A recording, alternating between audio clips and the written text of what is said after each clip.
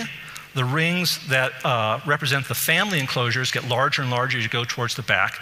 And then you have the chief's ring here towards the back, and then the chief's immediate family in that ring. So here's a little fractal model for it.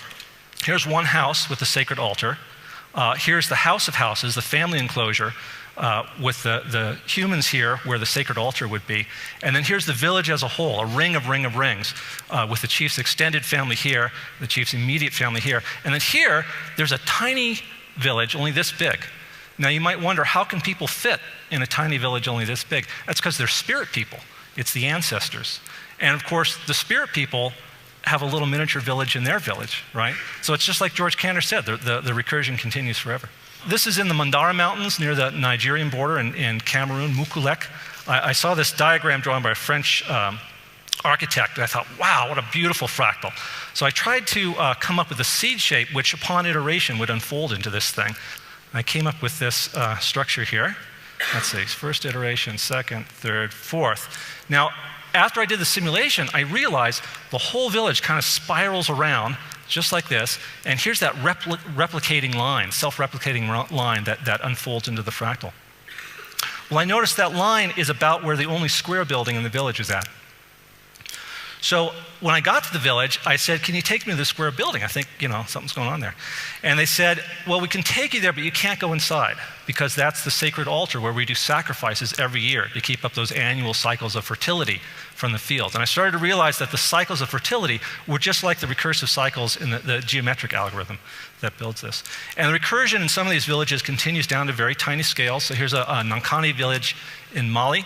And you can see you go inside the family enclosure, you go inside, and here's pots in the fireplace stacked recursively. Here's calabashes that Isa was just showing us, and they're stacked recursively. Now, the tiniest calabash in here keeps the woman's soul. And when she dies, they have a ceremony where they break this stack called the Zalanga, and her soul goes off to eternity once again.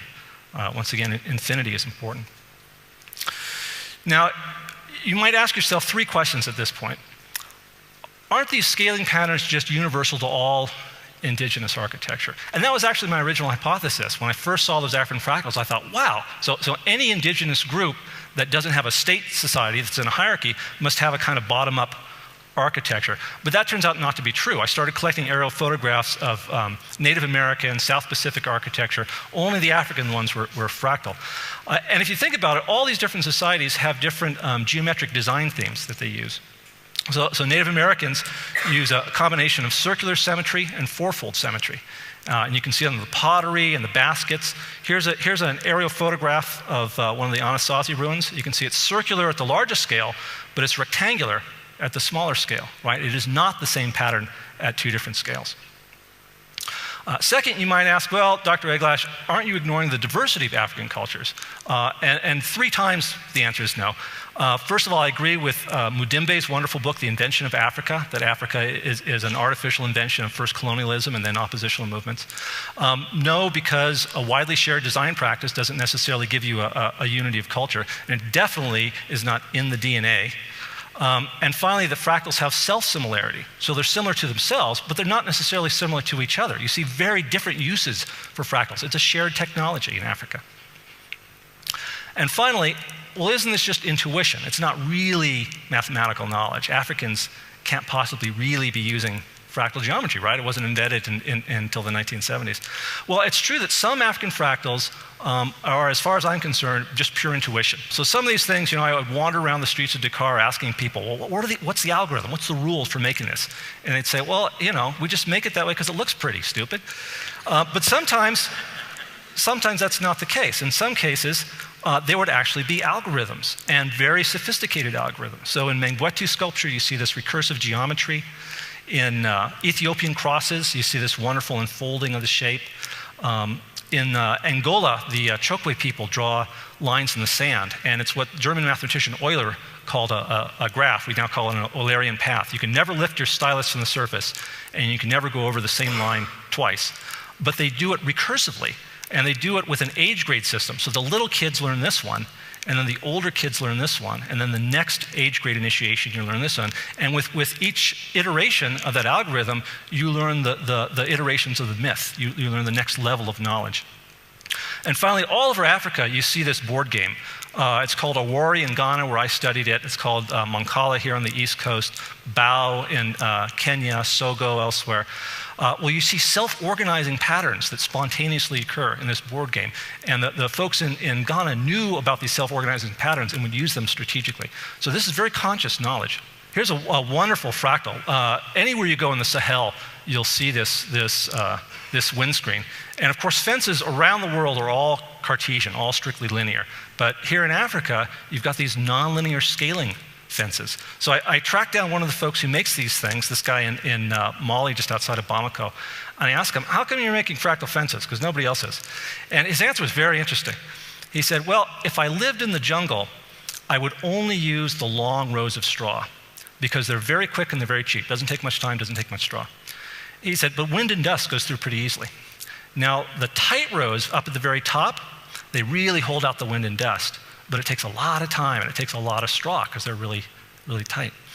Now, he said, we know from experience that the farther up from the ground you go, the stronger the wind blows, right? It's just like a cost-benefit analysis. And I measured out the lengths of straw, put it on a log-log plot, got the scaling exponent, and it almost exactly matches the scaling exponent for the relationship between wind speed and height in the wind engineering handbook. So these guys are right on target for a practical use of scaling technology. The most complex example of an algorithmic approach to fractals that I found was actually not in geometry, it was in a symbolic code. And this was Bamana sand divination. And the same divination system is found all over Africa. You can find it on the East Coast as well as the West Coast. And often the symbols are very well preserved. So each of these symbols has 4 bits. It's a 4-bit binary word. You draw these lines in the sand randomly. And then you count off. And if it's an odd number, you put down 1 stroke. And if it's an even number, you put down 2 stroke. And they did this very rapidly. And I couldn't understand where they were getting, they only did the randomness 4 times. I couldn't understand where they were getting the other 12 symbols. And they wouldn't tell me. They said, no, I can't tell you about this. I said, well, look, I'll pay you. You can be my teacher and I'll come each day and pay you. I said, oh, it's not a matter of money. This is a religious matter. And finally, out of desperation, I said, well, let me explain George Cantor in 1877. And I started explaining, why I was there in Africa. And they got very excited when they saw the Cantor set. And one of them said, come here, I think I can help you out here. And so he took me through the initiation ritual for a Bamana priest. And of course, I was only interested in the math, so the whole time he kept shaking his head going, I didn't learn it this way. But I had to sleep with a kola nut next to my bed, buried in sand, and give 7 coins to 7 lepers, and so on. And finally, he revealed the truth of the matter. And it turns out it's a pseudo-random number generator. They're using deterministic chaos. When you have a 4-bit symbol, you then put it together with another one sideways. So even plus odd gives you odd. Odd plus even gives you odd. Even plus even gives you even. Odd plus odd gives you even. So it's addition modulo 2, just like in the parity bit check on your computer. And then you take this symbol and you put it back in, so it's a self-generating diversity of symbols. They're truly using a kind of deterministic chaos in doing this. Now, because it's a binary code, you can actually implement this in hardware. What a fantastic teaching tool that should be in African engineering schools. And the most interesting thing I found out about it was historical. In the 12th century, Hugo of Santillana brought it from Islamic mystics into Spain. And there it entered into the alchemy community as geomancy, the divination through the earth. This is a geomantic chart drawn by for King Richard II in 1390. Leibniz, the German mathematician, talked about geomancy in his dissertation called De Combinatoria.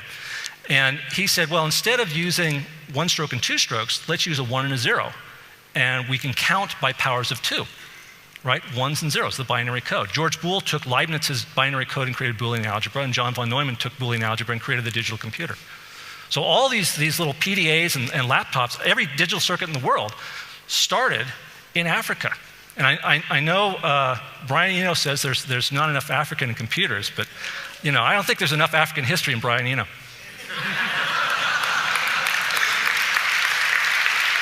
So let me end with just a few words about applications that we've found for this. And you can go to our website. The applets are all free. They just run in the browser. Anybody in the world can use them. The National Science Foundation's Broadening Participation in Computing program recently awarded us a grant to make a programmable version of these design tools. So hopefully in 3 years, anybody will be able to go on the web and create their own simulations of their own artifacts. But we focused in the US on African-American students as well as Native American and Latino. We found statistically significant improvement with children using this software in their mathematics class in comparison with a control group that did not have the software. So it's really very successful teaching children that they have a heritage that's about mathematics, that it's not just about singing and dancing. We've started a pilot program in Ghana. We got a small seed grant just to see if folks would be willing to work with us on this. And we're very excited about the future possibilities for that. We've also been working in design. I didn't put his name up here. My colleague Kerry in Kenya has come up with this great idea for using fractal structure for postal address in villages that have fractal structures. Because if you try to impose a grid structure postal system on a fractal village, it doesn't quite fit. Bernard Tschumi at Columbia University has been interested in using this in a design for a Museum of African Art. David Hughes at Ohio State University has written a primer on Afrocentric architecture, in which he's used some of these fractal structures. And finally, I just wanted to point out that this idea of self-organization, as we heard earlier, it's in the brain. It's in it's in Google's search engine. Actually, the reason Google was such a success is because they were the first ones to take advantage of the self-organizing properties of the web. It's in ecological sustainability. It's in the developmental power of entrepreneurship, the ethical power of democracy. It's also in some bad things. Self-organization is why the AIDS virus is spreading so fast. And if you don't think that capitalism, which is self-organizing, can have destructive effects, you haven't opened your eyes enough. So we need to think about, as was spoken earlier, the traditional African methods for doing self-organization. These are robust algorithms. These are ways of doing self-organization, of doing entrepreneurship that are gentle, that are egalitarian. So if we want to find a better way of doing that kind of work, we need look only no farther than Africa to find these robust self-organizing algorithms. Thank you.